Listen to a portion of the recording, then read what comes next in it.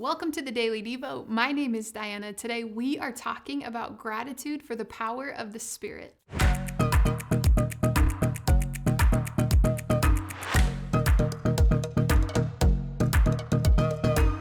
There is much to be grateful to God for today.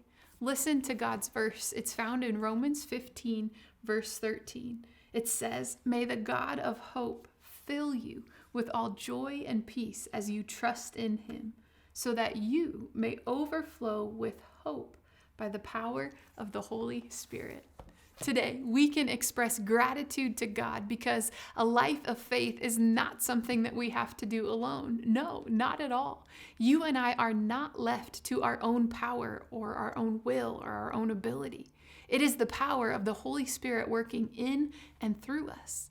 The power of the Holy Spirit at work in a believer that is surrendered to Jesus. This verse is reminding us that that can fill you with joy, peace, hope, and more.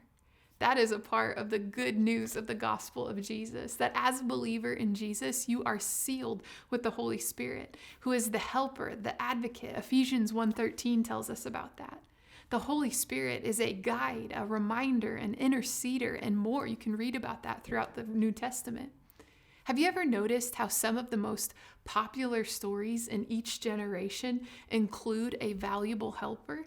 Think about it. Here's just a few. In the Disney movie Aladdin, for example, the princess has this pet tiger that is strong and protective, and the Aladdin has the genie with superpowers, right?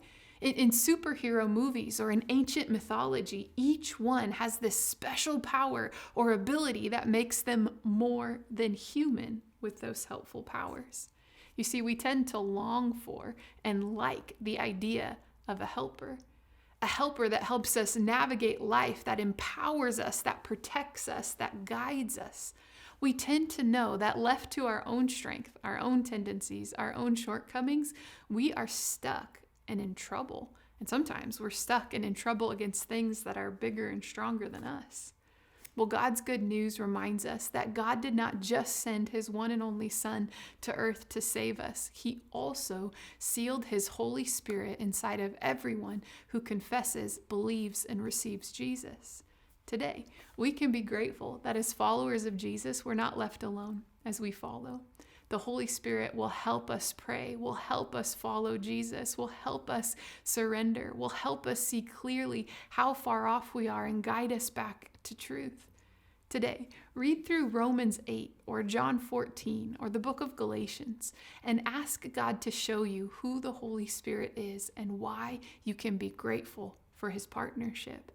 Followers of Jesus can be grateful for the power of the Holy Spirit inside of you. Think on these things. We'll see you next time.